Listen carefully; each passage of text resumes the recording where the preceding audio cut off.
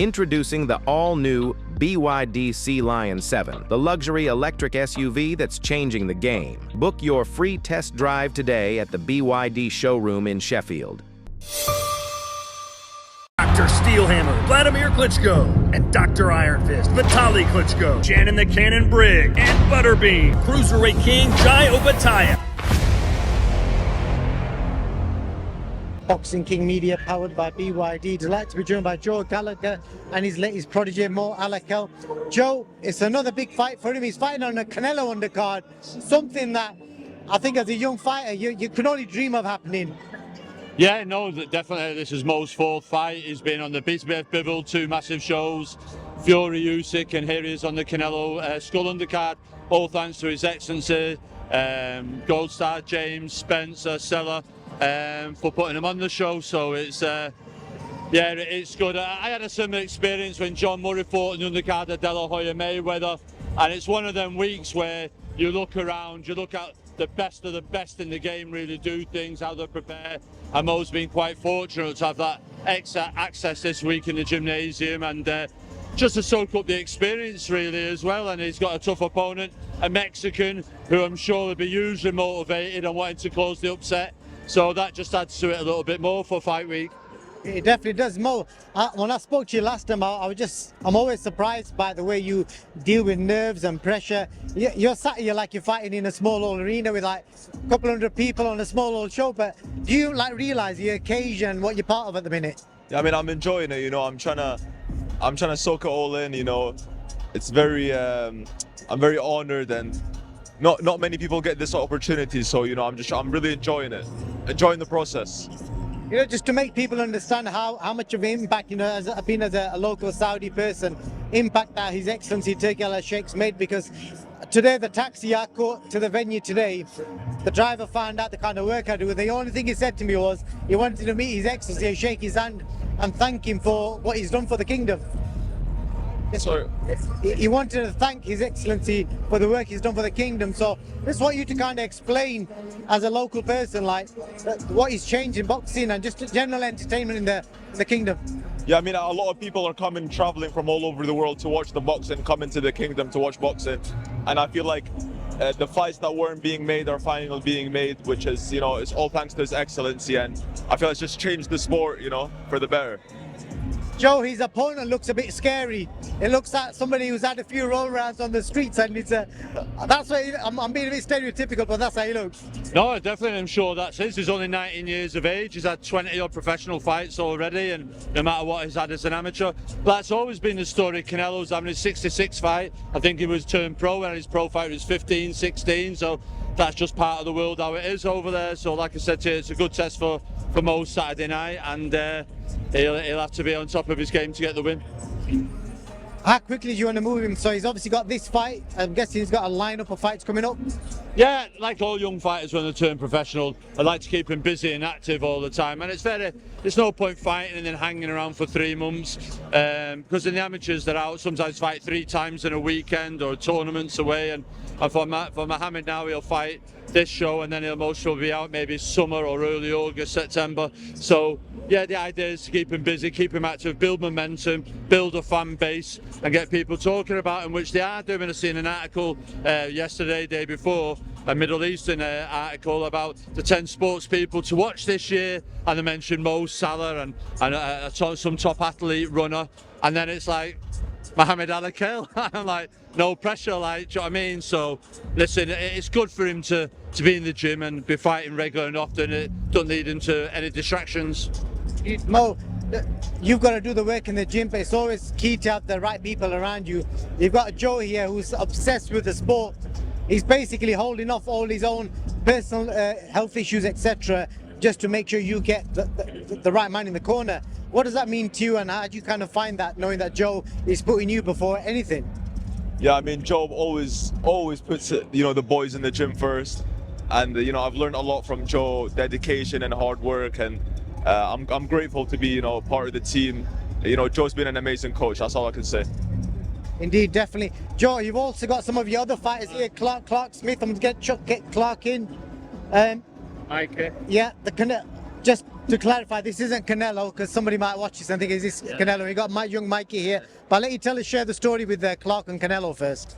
Yeah, no, listen, I think when Clark was turning professional, Canelo sent him a video saying, good luck, Clark, good luck with your career. And I'd said to Eddie Reynoso, at some point we'll have to get the two of them together. And obviously, Clark being out here this week in the corner, training in the corner for Mohammed, and Canelo was here. We were training Monday and Canelo came in and he came straight over and said hello. And Team Canelo, Eddie Reynoso, the whole team and around him, even Jamie Munguia's lot have been very good and very warm and welcoming him. And the person who designs Canelo boots said, I'll do you a pair of boots, Clark. And it's just a great experience for them to have trained Canelo, watching him warming up, and then for watching Canelo go through his training routine. But they've just been fantastic. Some champions fight week can't be dealing with it, but it's just been first class with the Manti, Clark. Yeah, Clark, you're 7-0 now, so just tell us what Joe said there. What was that like for you? No, it was a surreal moment for me, like I say, getting a message from him for my debut, and then just growing up watching him fight all the big fighters, Mayweather, and getting called like a young Canelo myself, coming up for the amateur ranks. And I always said to myself one day, hopefully I'd meet him. And then when he walks in the gym, it was just a special moment to see like his aura. It was just amazing to finally meet him. I'm buzzing for you because I remember you telling me that a while ago. And you got young Mikey here. Joe, what can you tell us about young Mikey? Mikey, listen, he's I call him a little Eric Morales, Ricardo Lopez, another kid 7-0 now, and he's doing really well. He's out in Liverpool in June, and we're slowly ticking away, both Clark and Mikey, and I feel Mikey's someone that we can really put our foot to the floor and move quickly, dedicated. And again, him this week, both for three boys, this is what it's all about. Coming watching the best for the best, one of the all-time greats training, and seeing what he's doing workload-wise on a Monday and a Tuesday fight week. And these were all took away and inspired and motivated, and hopefully this stays with them. And but like I say, Mikey, same again, they were really good. They were impressed with Mikey. I don't know why, but they were impressed with Mikey with shadowboxing and everything else. But yeah, they've been really good for him as well. And the champ. Yeah. Dropped you in it there, Mikey, so what are you saying about that?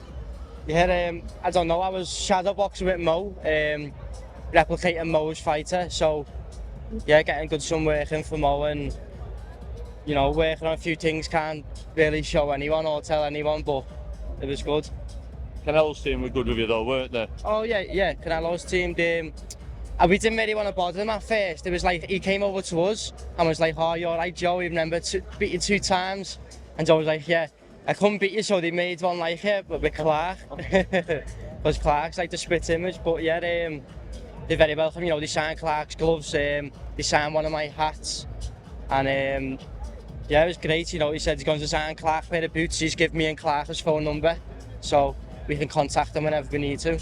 Have you enjoyed, I'm not talking Israel, but just for you and Clark and Mo, have you enjoyed watching the big stage, so Mo's been here a few times, but watching how Canelo and his team, how they conduct themselves and everything else, it's a bit different from England. We're flipping tables, we're doing all that type of stuff, but this is the elite of the elite. And have you enjoyed it this week watching them?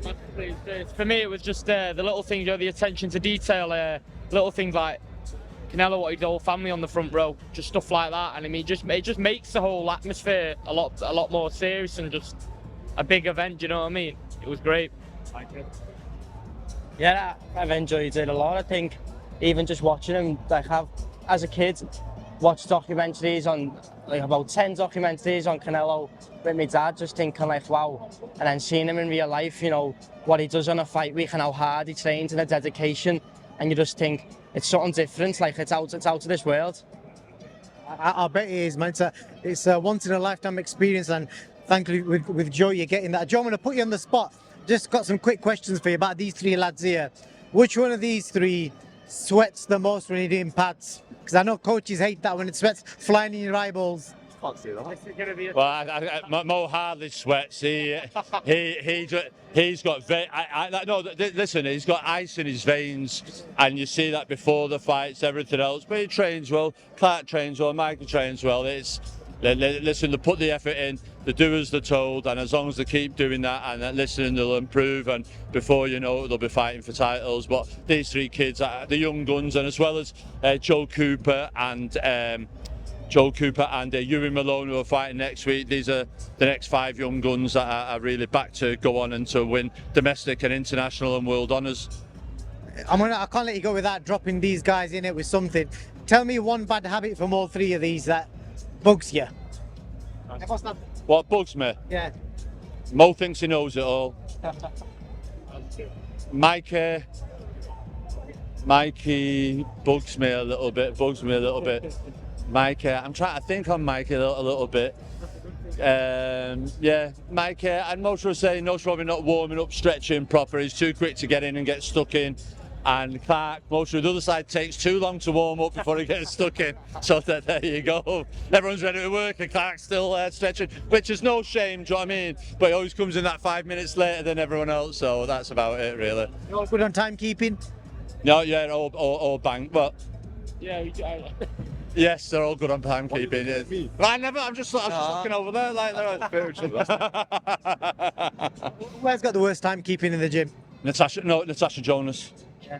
How late are we talking? 5 minutes, an hour? Yeah, when we say a time, but no, she's got better as she's got on, but like I say, that's the end of her now. And who else would say bad timekeeping? Marcus.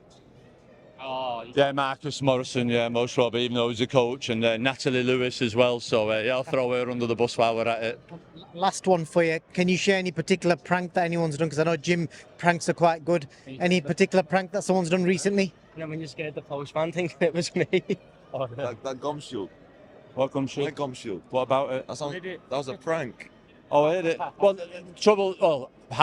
going back to the previous question, Mo leaving his stuff behind in the gym. So one day leaving his gum shield behind. So I've just thought, right, I've took it. Then he's coming the next day sparring. He's like, gum shield, no. And he was stressing and sweating and everything else.